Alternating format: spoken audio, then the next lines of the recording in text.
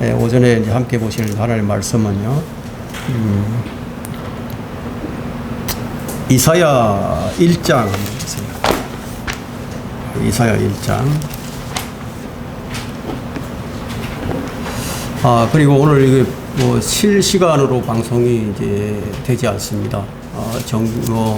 방송 장비가 좀 이제 망가져서 이번 주는 다음 주는 재개가 될 수 있을 것 같습니다만 이번 주에는 실시간 방송이 안 됩니다. 양해를 구합니다. 자, 이사야 1장 9절 보세요. 이사야 1장 9절.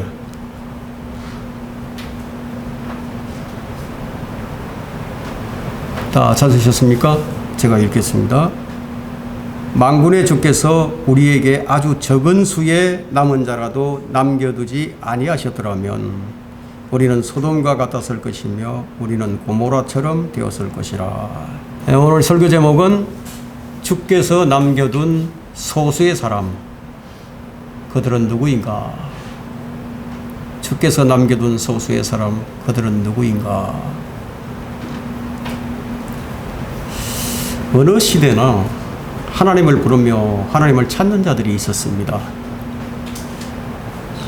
우리 눈에는 이 세상이 이 부패와 타락과 이 배교가 이제 만연해 보여도 주님께서 눈여겨보시는 사람들이 있어요. 만약에 주님께서 눈여겨보시는 그런 의롭고 그리고 경건한 자들이 남아있지 않았다면 어느 시대나 소돔과 고모라처럼 되었을 겁니다. 그런 점을 고려해 볼 때 우리가 존속하며 이렇게 살아가는 것은 전적인 하나님의 은혜임이 분명해지죠. 그러나 문제는 언제나 이들이 적은 수라는 거예요. 소수의 사람이에요. 하나님께 초대된 사람들은 많아요. 그런데 초대에 응한 사람들은 소수예요. 부르심을 받은 사람들은 많은데 주님께 쓰임받는 사람들은 또한 소수예요. 교회는 많이 있는데 반석 위에 제대로 세워진 교회는 소수예요. 목사들은 많이 있으나 주의 종은 소수입니다. 우리는 이 이사야서를 통해서 이 시대를 보아야 하고요. 타락한 교회들의 실상을 보아야 합니다. 그리고 나는 어떤 사람인가? 주님께서 남겨두신 사람이 분명한가? 이런 점을 확인해 보는 그런 시간이 되었으면 합니다. 출애굽한 사람들은 많았지만 하나님께서는 그들 모두를 기뻐하지 않으셨어요. 많은 사람을 불러내셨죠. 그런데 하나님께서 그들 모두를 기뻐하지 않으셨다. 그럼 왜 그들을 기뻐하지 않으셨죠? 무슨 이유가 있을 거 아닙니까? 하나님을 거역했기 때문이에요. 하나님을 거역한다는 거죠. 그래서 그들 중 이 소수의 남은 사람들만이 약속의 땅으로 들어가고 다수는 불순종으로 광야에서 쓰러졌습니다. 그들의 불순종이 얼마나 극심했던지 계속 불순종의 연속이었거든요. 그래서 북왕국 아방 때는 그들의 국교가 바뀌었어요. 바알 신으로 바뀌어버렸습니다. 정말 아무런 희망이 없는 그런 상황에서 엘리야는 혼자서 바알 선지자, 아세라 선지자 이 850명과 갈멜산에서 싸워서 이긴 선지자였죠. 그래서 이 엘리야는 선지자들을 대표합니다. 그런 그가 두 번씩이나 나만 남았다. 다 배교하고 나만 남았다. 정말 이 절규를 하는 거죠. 이 부르짖는 모습을 우리가 보는 겁니다. 그 시대의 시대상이 얼마나 심각한 상황이었는지를 보여주는 거죠. 지금 이 시대에 엘리야처럼 싸우는 이 주의 종들이 얼마나 될까요? 엘리야처럼 이렇게 싸우는 그런 사람들이 얼마나 될까요? 그 시대의 시대상이 어떠했는지는 열왕기상 19장 10절에서 보여줍니다.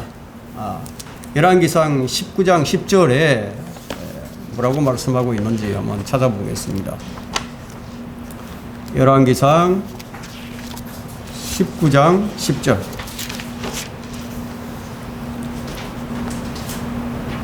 그가 말하기를 내가 만군의 주 하나님으로 인하여 심히 질투하여 싸우니 이는 이스라엘 자손이 주의 언약을 버리고 주의 언약을 버렸답니다.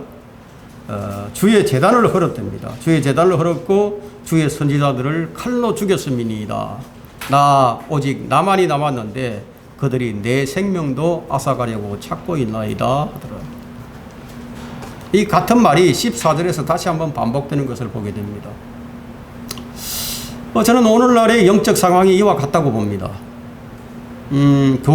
지금의 교회들은 모든 종교 단일화를 추구하고 있죠. 그래서 WCC, 또 WEA, NCCK 등에 가입하고 있는 거예요. 이런 상황이 바로 엘리야 시대의 상황이 아닌가 이런 생각이 듭니다. 엘리야의 울부짖음에 주님께서 뭐라고 대답을 하셨죠? 열왕기상 19장 18절에 보게 되니까 그러나 내가 나를 위하여, 참 얼마나 어리러운 말씀인지, 너희를 위하여가 아니라 나를 위하여 말씀하십니다. 이스라엘에 아직 7,000명을 남겨두었나니 곧 바알에게 무릎 꿇지 아니한 모든 무릎과 바알에게 입 맞추지 아니한 모든 입이라 하시니라. 배교하지 않은 사람들이 있었다는 얘기예요. 암울한 시대에 얼마나 다행스러운 그런 말씀인지, 주님께서 자신을 위하여 7,000명을 남겨두셨다. 자신을 위해서. 여러분, 이보다 더 큰 은혜가 어디 있겠습니까? 완전한 배교에도 주님은 자신을 위하여 소수를 남겨두셨다.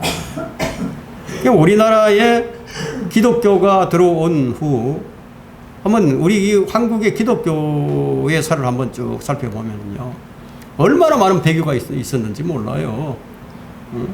일제 강점기 때에는요, 예배를 드리기 위해서 이 사람들이 신사참배를 하는 거예요. 예배를 드리려고. 여러분, 신사참배하면서 예배 드리면 그 예배가 하나님께 받아들여질까요?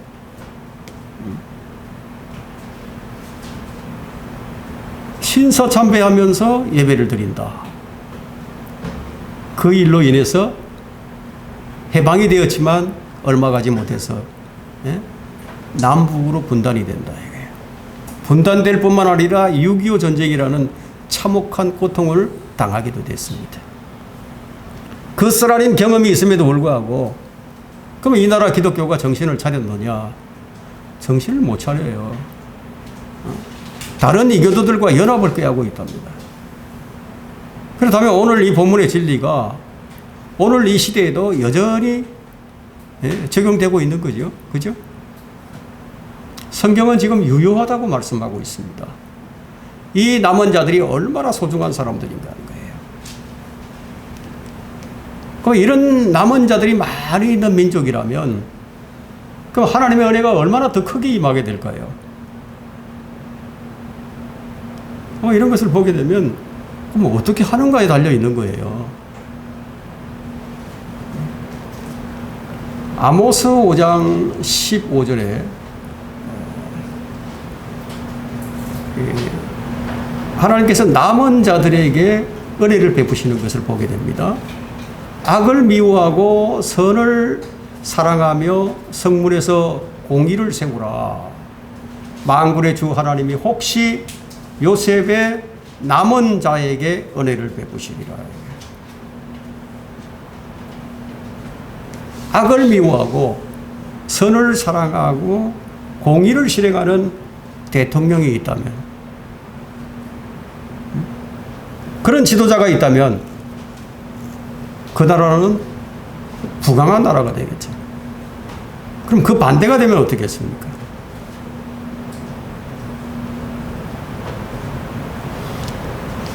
그렇다면 주님께서 어떤 자들을 남겨두실까요? 어떤 자들을 남겨두시는데 그냥 뭐 여기서부터 여기까지 뚝 떼가지고 남겨두실까요? 그게 아니라는 거죠.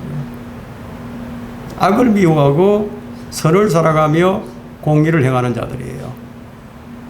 배신자가 아닌 사람들을 남겨두시는 거예요. 그럼 남겨두신다는 말은 완전히 소멸시키지 않는다는 그런 뜻이 아니겠습니까? 주님은 유다와 예루살렘을 이렇게 부르셨습니다. 어떻게 부르셨느냐? 너희 소돔의 치리자들아, 주의 말씀을 들어라. 너희 고모라의 백성들아, 우리 하나님의 법에 귀를 기울이라. 이스라엘 백성들에게 이렇게 지금 주님 부르시는 거예요. 이스라엘이 소돔의 치리자들과 같았고 고모라의 백성들과 같았어요. 그들에게 부르시는 거예요. 주의 법에 귀를 기울이라고. 주님께서 자신을 위해서 소수의 사람들을 남겨두셨는데요. BC 606년에 이제 남왕국 유다가 이제 멸망을 하게 되죠. 그 멸망으로 끝난 것이 아니었어요. 멸망한 뒤에도 남은 자들이 있었어요. 그 남은 자들이 누구냐면 다니엘과 같은 사람이에요. 그들에게 은혜를 베푸신 것은 주님의 계획과 목적을 이루기 위해서. 주님이 계획이 있으시잖아요. 목적이 있으시잖아요. 그것을 이루시기 위해서 소수의 사람들을 남겨두신다는 거예요. 초림 때에도요. 초림 때 예수님께서 초림하셨을 때 유대인들은 한 마음으로 주님을 거부를 했어요. 십자가에 못 박으셨죠? 그런데 그런 가운데서도 주를 믿는 소수의 사람들을 남겨두셨습니다.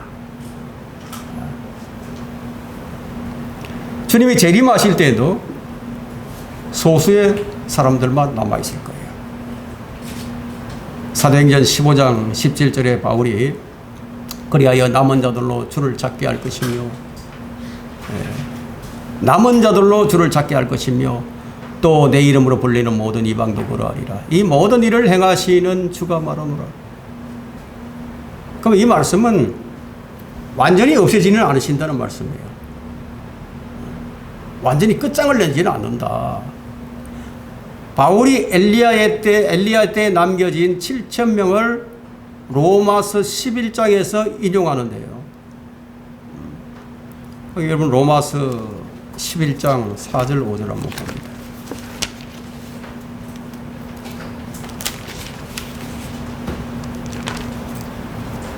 로마서 11장 4절과 5절.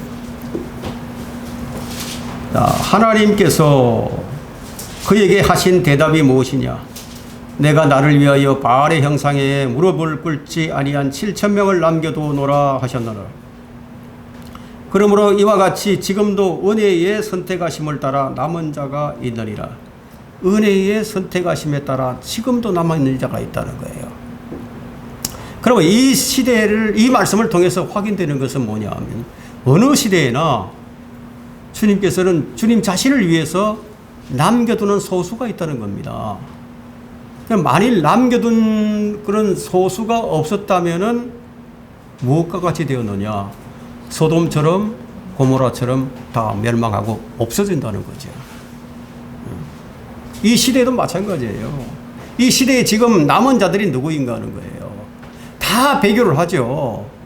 다 WCC, WEA, NCCK에 가입을 해서 종교연합을 그냥 하고 있는데 그런데도 불구하고 가입하지 않는 자들도 있다는 거예요. 바알에게 무릎 꿇지 않는, 즉 배교하지 않는 자들이 있다. 주를 두려워하며 주를 배신하지 않는 자들이라는 거예요. 여러분, 이 나라에 6만 개의 교회가 있습니다. 12만 명 이상의 목사들이 있습니다. 그럼 그들이 모두 다 남겨진 자들일까요? 그들 중 다수는 배교한 사람들이에요.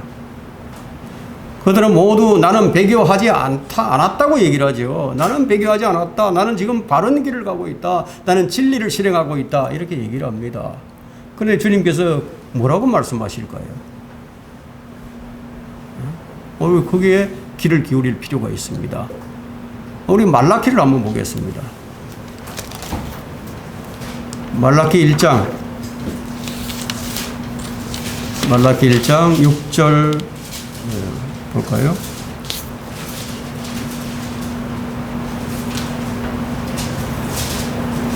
자, 6절부터 봅니다. 아들은 자기 아버지를 공경하고 종은 자기 주인을 공경하나. 비유적으로 얘기를 하고 있는데요. 이제 그 다음 봅니다. 오, 내 이름을 멸시하는 제사장들아. 만군의 주가 너에게 말하노니 내가 아버지일진데 나를 공경함이 어디 있으며, 예? 내가 주인일진데 나를 두려워하면 어디 있느냐. 그러나 너희는 말하기를 우리가 어떻게 주의 이름을 멸시하였나이까 하는도다. 너희가 더럽혀진 빵을 내 제단 위에 드리면서 말하기를 우리가 어떻게 주를 더럽혔나이까 하니 너희가 주의 상은 멸시할 만하다고 말함으로써 더럽혔도다. 예?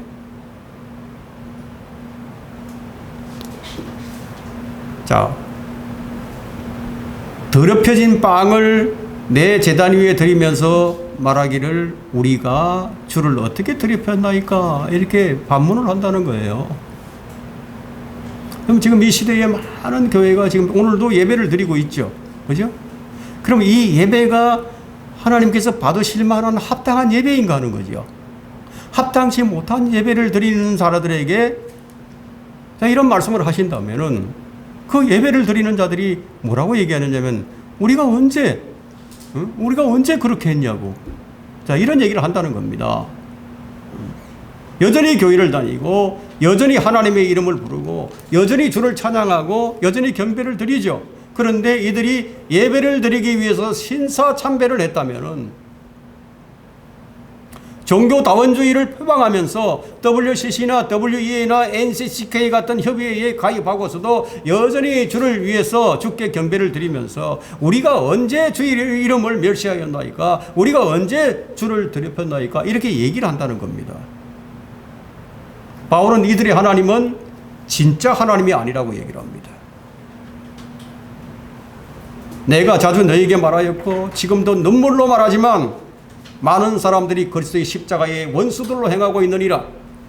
그들의 종말은 파멸이며 그들의 하나님은 자기들의 배요 그들의 영광은 그들의 수치 속에 들어있고 그들은 땅의 것들을 생각하느니라. 주님께서는 이들을 가리켜서 헛된 경배자라고 말씀합니다. 그들이 입술로는 나를 공경하나 그들의 마음은 내게서 멀도다. 그러면서도 사람들의 계명들을 교리들로 가르치니 그들이 나를 헛되이 경배하는도다. 얼마나 많은 자들이 헛된 경배를 드리고 있습니까? 참된 경배자로 발견되지 않은데 헛된 경배자로 발견되고 있다. 주의 종이라는 사람들이 오히려 하나님의 말씀을 가지고 하나님의 말씀을 폐기하고 있다. 그럼 무엇으로 하나님의 말씀을 폐기하는지 아세요? 사람의 말과 지혜로 하나님의 말씀을 폐기해요. 근데 그것을 듣는 교인들은 그러거나 말거나 전혀 관심이 없어요. 교회가 세상 종교와 연합을 해도 아무런 관심이 없어요. 그럼 무엇입니까? 모두가 헛된 경배를 하고 있는 거죠. 마음 따로 행동 따로예요. 너희는 너희가 전수한 전통으로 하나님의 말씀을 폐기하노니라. 또 이와 같은 많은 일들을 자행하고 있도다. 마가복음 7장 13절에 말씀하셨죠. 이처럼 철학과 전통으로 교묘하게 철학과 전통, 문화, 교육 이런 것으로 교묘하게 하나님의 말씀을 포장하면서 폐기한다는 거예요.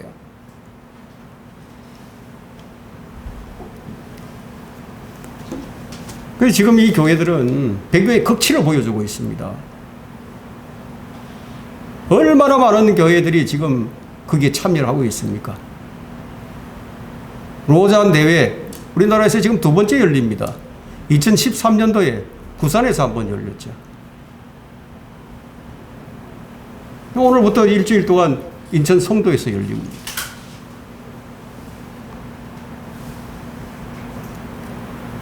배교의 극치를 보이고 있는 이 시대에 그러나 이 가운데서도 남은 소수가 있다. 세상에 야합하지 않는 성경대로 믿으려고 하는 사람들이 있다. 여러분 참으로 믿음의 길이란 좁은 길이에요. 다수가 가지 않아요. 소수가 갑니다. 대환란 때도 마찬가지예요. 대환란 때도 남은 자들 소수만 주님께서 부르십니다. 요엘서 2장 32절에 그러나 누구든지 주의 이름을 부르는 사람들은 구원함을 받으리니 이는 주께서 말씀하신 대로 시온산과 예루살렘에 구원함이 있을 것이요 남은 자를 주께서 부를 것입니다.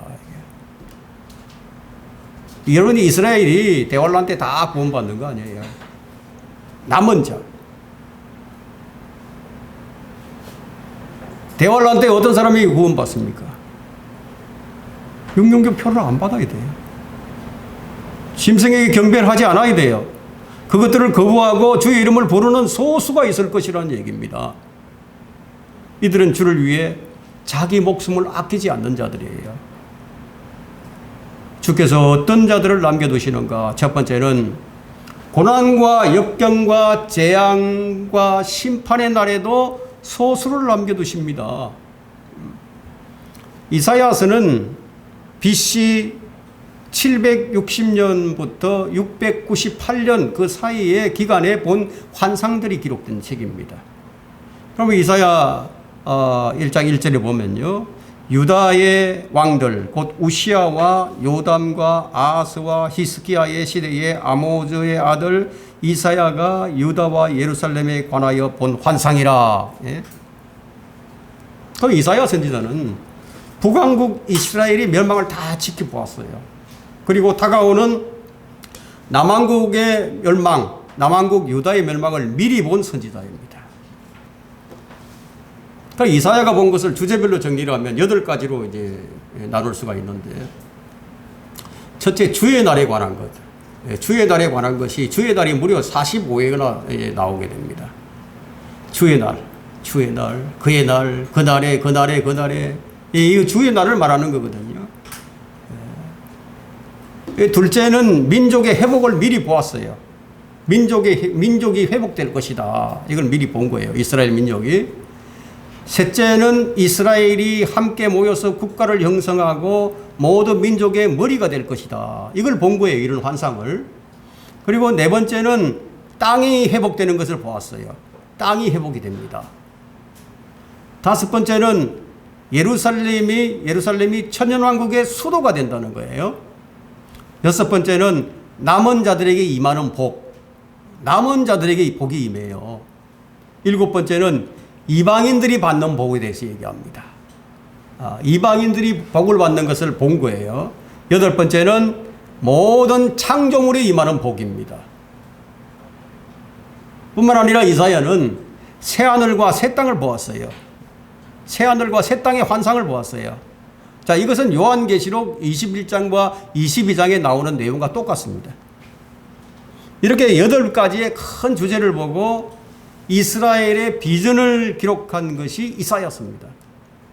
그럼 이사야의 사역은 예루살렘과 유다인데 그 대상이요, 어디까지 확대가 되느냐 하면 하늘들과 땅으로까지 확대되는 것을 보게 됩니다.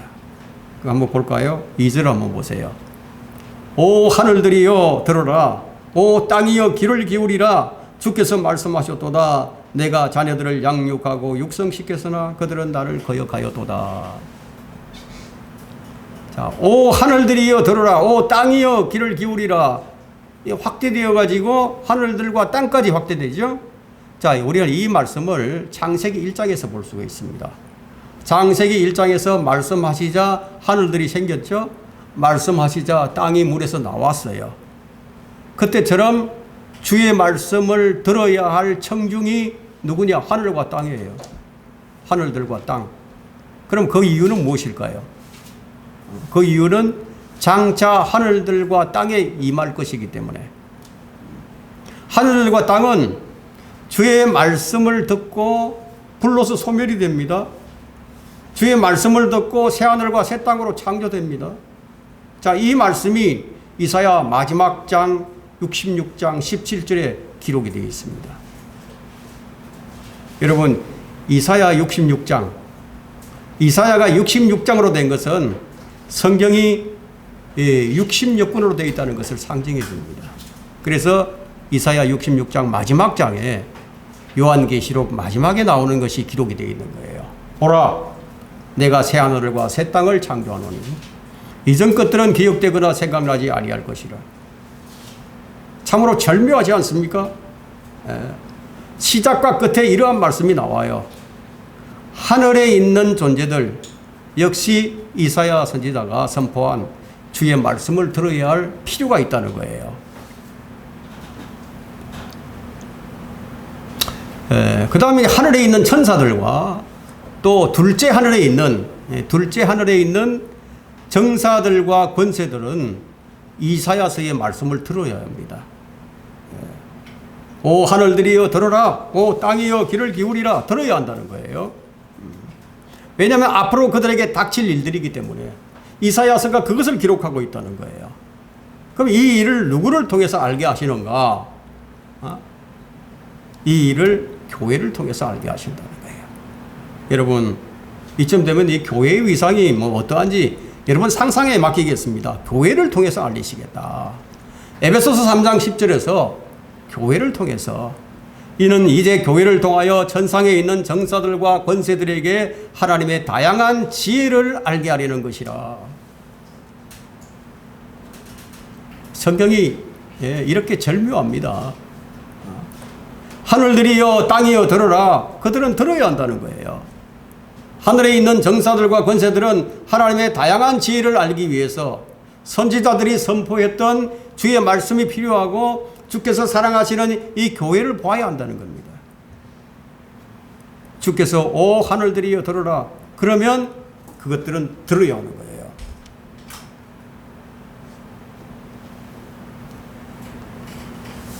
여러분, 이 오 하늘들이여 들어라. 이 명령은 아주 장엄한 문자적인 표현이 아니고요. 문자 그대로 들어야 할 말씀이라는 거예요. 상징적으로만 생각하지 마시고, 이사야 45장 12절에서는 내가 땅을 만들었고 그 위에 사람을 창조하였느니라. 내가 내 손으로 하늘들을 펼쳤으며 내가 모든 군상에게 명하였도다. 모든 군상, 군상이라고 하면요, 하늘에 있는 모든 군대들과 하늘에 있는 모든 별들, 모든 천체를 다 가리키는 거예요. 창조물들이 할 일은 무엇입니까? 창조물들이 할 일, 창조주의 말씀을 듣는 거예요. 창조주는 말씀을 하시고 창조물들은 듣는 거예요. 그러나 하나님의 백성 이스라엘은 어떻습니까? 안 들어요. 배교합니다. 그 2절에서 그 말씀을 하고 있죠. 오 하늘들이여 들어라, 오 땅이여 귀를 기울이라. 주께서 말씀하셨도다. 내가 자녀들을 양육하고 육성시켰으나 그들은 나를 거역하였도다. 주님께서 이스라엘을 양육하셨습니다. 그런데 그 결과가 거역이에요. 여러분, 하나님께서 이런 슬픔을 겪으셨습니다. 하나님께 이런 아픔이 있는 거예요. 여러분, 오늘날에도 결코 다르지 않아요. 이스라엘이 언제부터 거역했는가? 뭐 놀랄 일이지만요. 정말 놀랄 일이지만 신명기 9장 24절에 보니까 내가 너희를 알던 날부터 너희는 주를 거역했느니라. 놀랍지 않습니까, 여러분? 예? 내가 너희를 알던 날부터 너희는 주를 거역했다. 아예 처음부터 거역했다 이거예요. 그럼 이스라엘의 역사는 믿음과 순종의 역사가 아니라 반역과 배신의 역사였다 이거예요. 심판의 역사였다 이거예요. 그래서 하나님께서 이제 로마서 10장 21절에서 이스라엘에게 그가 말하기를 내가 온종일 불순종하며 거역하는 백성에게 내 손을 뻗쳤노라. 심판하시겠다는 거죠.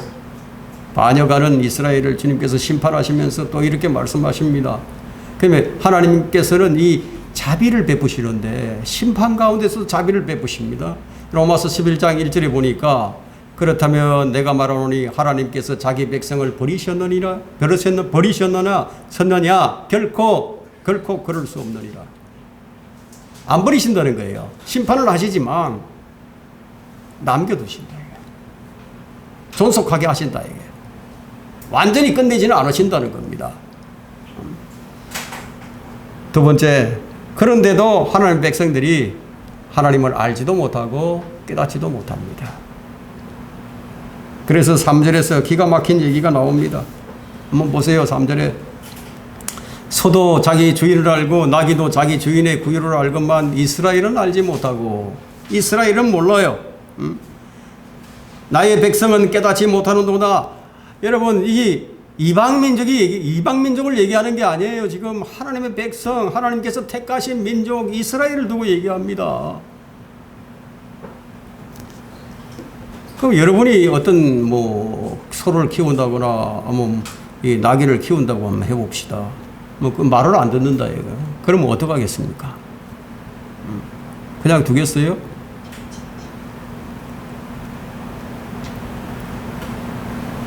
근데 하나님께서는 이렇게 말씀하십니다. 까마귀들을 생각해보라. 그들은 뿌리거나 거두지도 않으며 저장고나 곡간도 없지만 하나님께서는 그들을 먹이시느니라. 너희는 그 새들보다 얼마나 더 귀하냐. 이 반역하는, 이런 거역하는 백성을 두고 하나님께서 이런 말씀을 하시는 거예요. 누가복음 12장 24절에서 이 말씀을 하셨는데요. 얼마나 참 자비롭고 은혜로우십니까? 하나님은 이런 분이신데 이스라엘은 자기 자신들의 주의를 생각조차 하지 않아요. 이스라엘은 은혜를 몰랐어요. 그래서 주님은 이스라엘을 이제 비로소 짐승들과 비교를 하기 시작하십니다.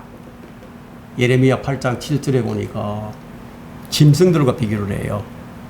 실로 하늘에서 황새는 자기 정한 때를 알고 산 비둘기와 두루미와 제비는 그들이 오는 때를 지키나 내 백성은 주의 심판을 모르는도다. 주님께서 자기 백성을 두고 짐승들과 비교를 하는 거예요. 짐승보다도 못하다는 거예요. 그럼 우리가 깊이 생각해야 할 것은 무엇입니까? 우리가 깊이 생각해야 할 것은 나를 구원해 주신 예수 그리스도시죠. 그죠? 그래서 히브리서 3장 1절에는 우리가 고백하는 바 사도이며 대제사장이신 예수 그리스도를 깊이 생각하라. 깊이 생각하라. 여러분, 멸망할 세상 사람들에게 얘기하는 게 아니에요. 그분을 깊이 생각하는 사람들은 어떤 모순이 내게 닥친다 하더라도, 어떤 모순된 행동들을 견뎌내신 그분을 깊이 생각하면서 기진하거나 낙심치 않는다는 거예요. 그 이사야 선지자는 유대인들이 예수 그리스도를 알아야 할 것을 미리 말씀하고 있습니다. 그런데 그분께서 세상에 계시는 동안에 유대인들은 그분을 알지 못합니다. 이사야 선지자는 그분을 알아야 할 것이다, 알아봐야 한다고 말을 했는데, 그런데 막상 예수님이 오시니까 알아보지를 못했어요. 내 백성은 알지 못하고 나의 백성은 깨닫지 못하는도다.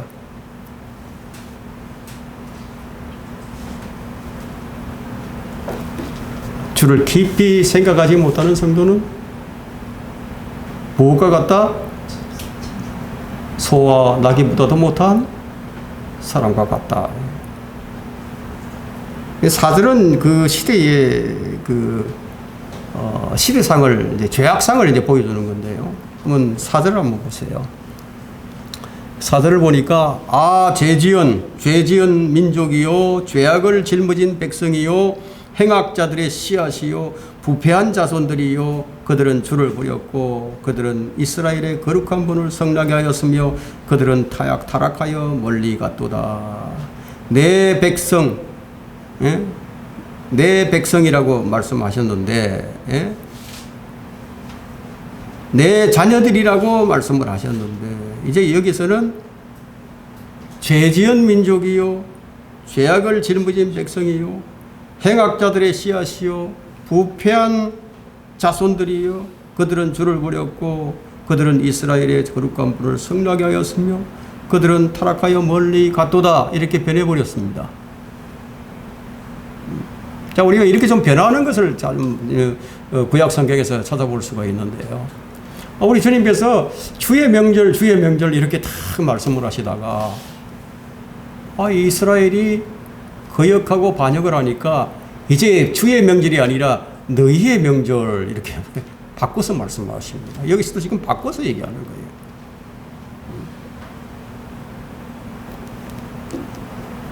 이스라엘은 하나님을 성나게 한 백성이었어요.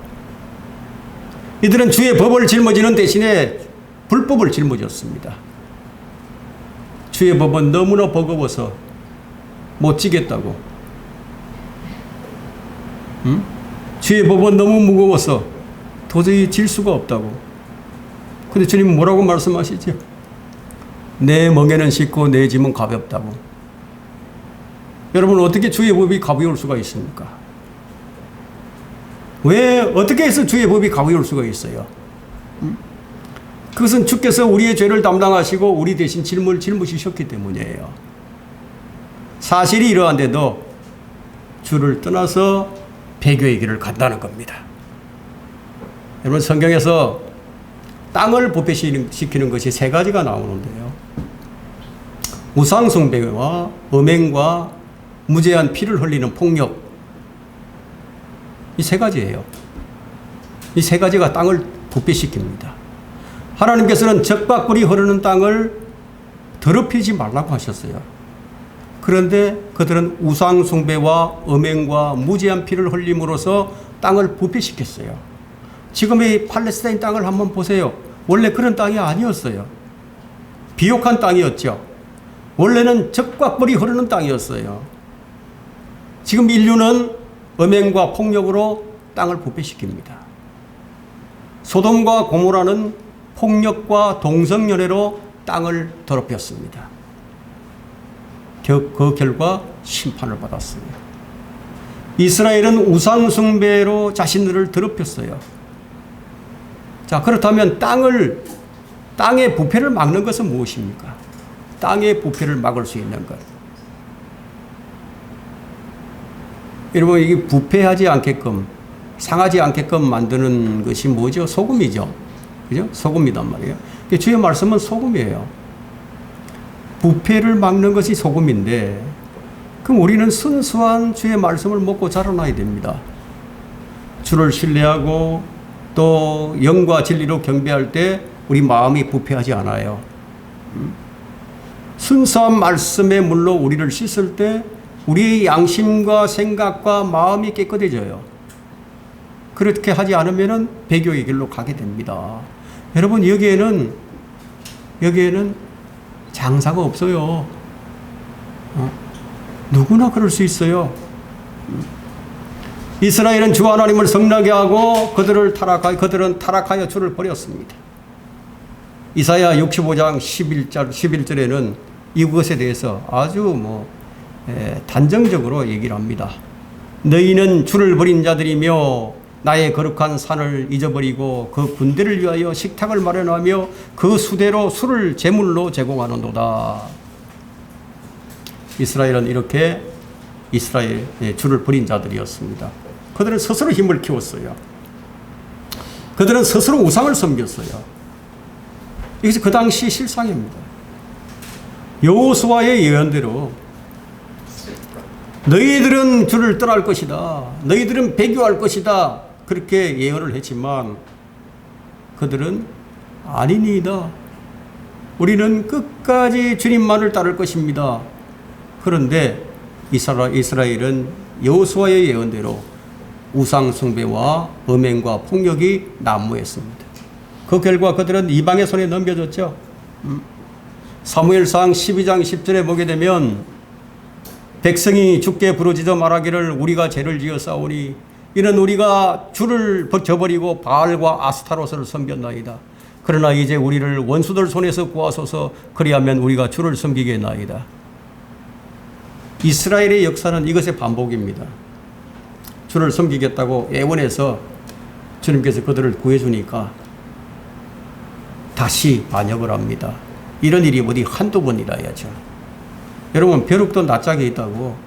여러분, 100년, 200년, 500년 이렇게 넘어서자 이제 이들은 아예 이제 이것이 이제 반복되다 보니까 무덤덤해져 버렸어요. 이제 그것마저도 하지 않게 돼 버렸습니다.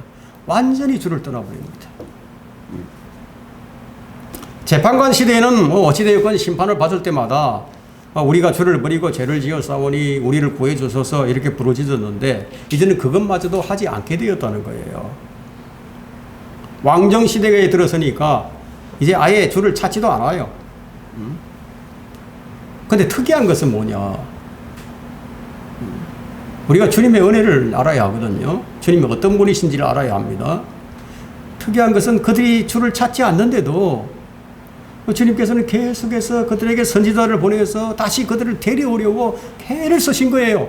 선지자를 보내고 또 보내고 그들을 데려오려고 그렇게 애를 썼는데도 근데 그들은 안 들어요. 그 말씀이 역대기하 24장 18절부터 19절에 기록이 되어 있습니다. 역대기하에. 자, 그러나 그들을 다시 주께로 데려오려고 주께서 선지자들을 그들에게 보내셨으며 선지자들이 그들에게 전거하였으나 그들이 듣지 아니하였더라. 문제는 그들이 들으려는 의지나 의사가 전혀 없었어요. 듣기 싫다. 그런 말 듣기 싫으니까 제발 그런 말은 하지 말라. 여러분, 지금 이 시대와 너무나 흡사하지 않습니까? 사람들은 자신이 듣고 싶어하는 것을 듣기 원하죠. 진리가 듣고 싶은 것이 아니라 자기가 좋아하는 것을 들으려고 합니다. 내가 듣고 싶어하는 것들을 들려주는 사람이 없는가? 그것을 찾아다니죠. 그러다 그런 말을 들으면 야, 이 참 좋은 목자를 만났구나. 그렇게 생각하고 이제야 내가 좀 제대로 된 교회를 찾았구나. 이렇게 생각을 하죠. 여러분, 그 교회가 배교한 교회인 줄도 모르고. 왜냐하면 자기가 듣고 싶은 것을 말해주니까. 복된 삶이 되었든 뭐 망하는 삶이 되었든지 간에 그 목사 원망하지 않아요. 왜? 좋아하는 것을 들려주니까요. 주의 말씀을 말고 주의 말씀은 더 이상 하지 말고 이거 거짓 예언을 좀 해달라. 뭐 사람들이 설마 어떻게 그렇게 얘기할 수 있겠느냐 그렇게 생각을 하겠지만 당시 유다와 이스라엘이 그러했다는 거예요. 그 결과가 무엇입니까? 역대기야 24장 20절에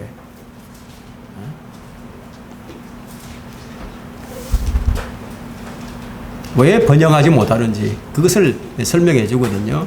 역대기야 24장 20절에 보니까 그때 하나님의 영이 제사장 요야다의 아들 스가랴에게 임하시니 그가 백성 위에 서서 그들에게 말하기를 하나님이 이같이 말하노라. 어찌하여 너희가 주의 계명들을 어기어 번영하지 못하느냐.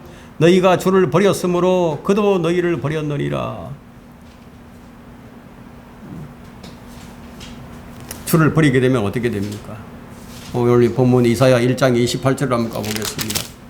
1장 28절에 보니까 범죄자들과 죄인들의 멸망은 함께 이루어질 것이요 주를 저버린 자들은 소멸될 것이니라. 참 무서운 말씀입니다. 세 번째, 사람들은 이런 말을 듣기 싫어하지만 하나님은 정해진 법대로 심판하십니다. 5절과 6절을 봅니다. 본문 5절과 6절. 너희가 어찌하여 매를 더 맞으려고 하느냐. 너희가 더욱더 반역하리니 온 머리는 병들었고 온 마음은 기진하였도다. 발바닥에서 머리끝까지 그 어느 것도 성한 데가 없고 다만 상처와 상한 곳과 곪은 자국뿐이요 그것들은 봉합되거나 싸매지거나 항유를 발라 유연하게 되지도 못하였도다. 만신창이가 되어 있는 거예요. 그리고 여러분들이 지금 이 시대에 소수의 남은 자다. 얼마나 큰 은혜인지 몰라요. 그것은 주께서 자신을 위해서 남겨두셨다고 얘기를 합니다. 만신창이가 되어 있다. 주께 돌아오는 대신에 더 많은 죄를 짓고 더 크게 반역하고 주님께서 심판하지 않을 수가 없는 상황이 된 거예요. 그 결과 유다는 바빌론 포로로 잡혀가고 이방인들이 그 땅에 들어와서 그 땅을 차지하게 되었죠. 그 이스라엘은 배교의 극치를 보여준 거예요. 지금 이스라엘이 그래요. 지금 이스라엘도 돌아와 있지만 완전하게 돌아간 것도 아니고 지금 동성연애가 가장 많은 국가가 지금 어디냐? 이스라엘이에요. 너희가 더욱더 반역하리니 여러분 더욱더 반역을 안 됩니다.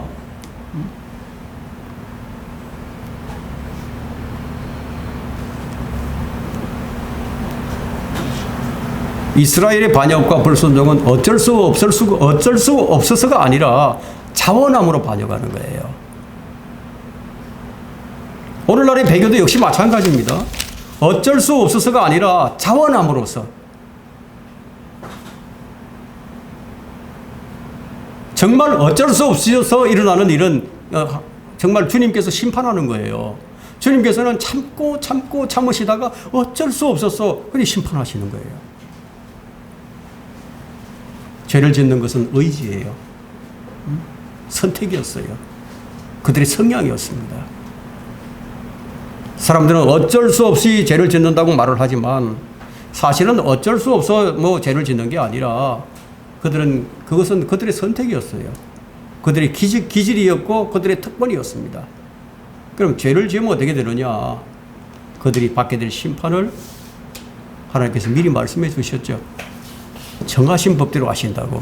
신명기 28장으로 한번 가보겠습니다.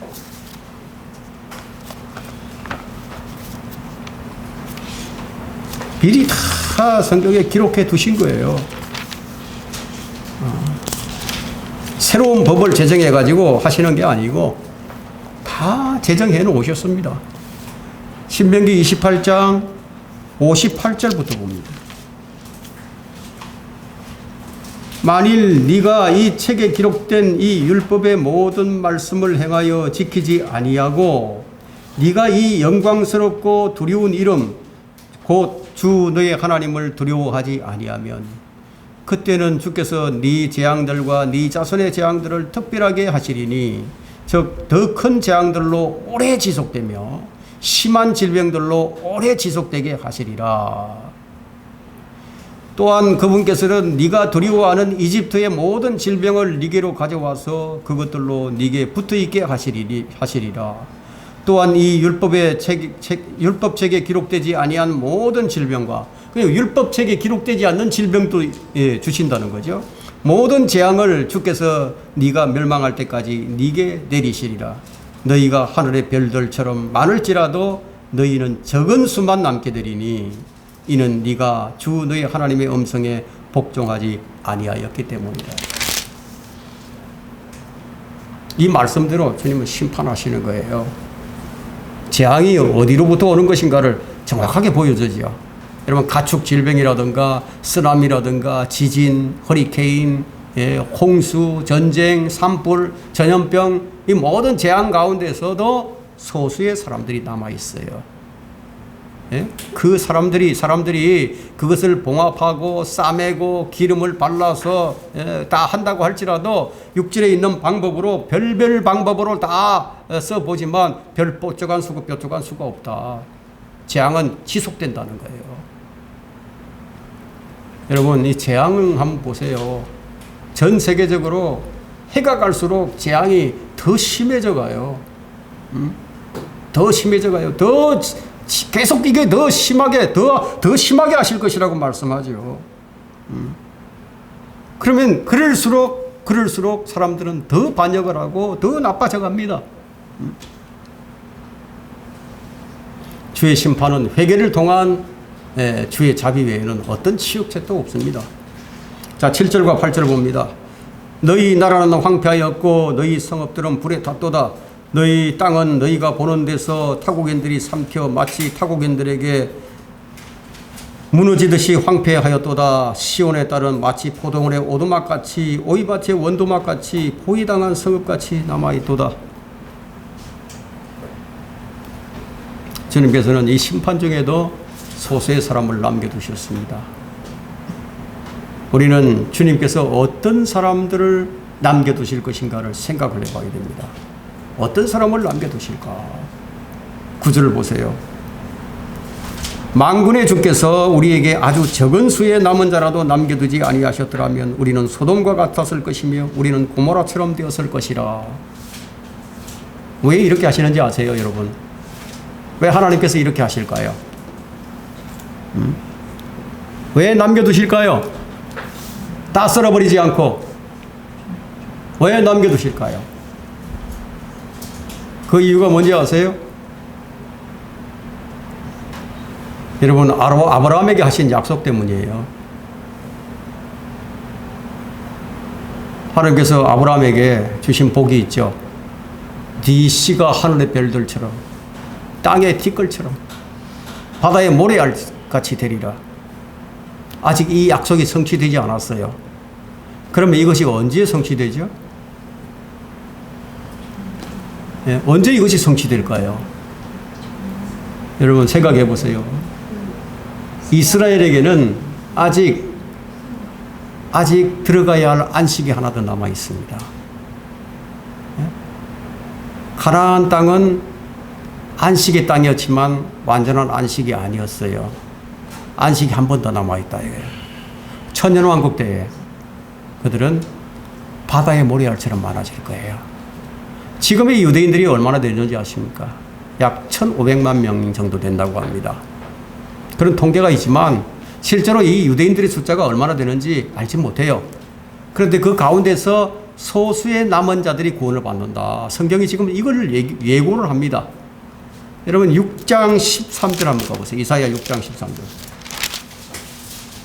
이사야 6장 13절에 그러나 그 안에 아직도 10분의 1이 있을 것이요 그것이 돌아와서 먹힐 것이니. 자, 돌아와서 먹힌답니다. 돌아와서 멸망한다는 거죠. 예? 잎이 떨어져 줄기가 남아있는 보리수 나무와 상수리 나무처럼 거룩한 씨도 그 줄기가 되리라 하셨도다.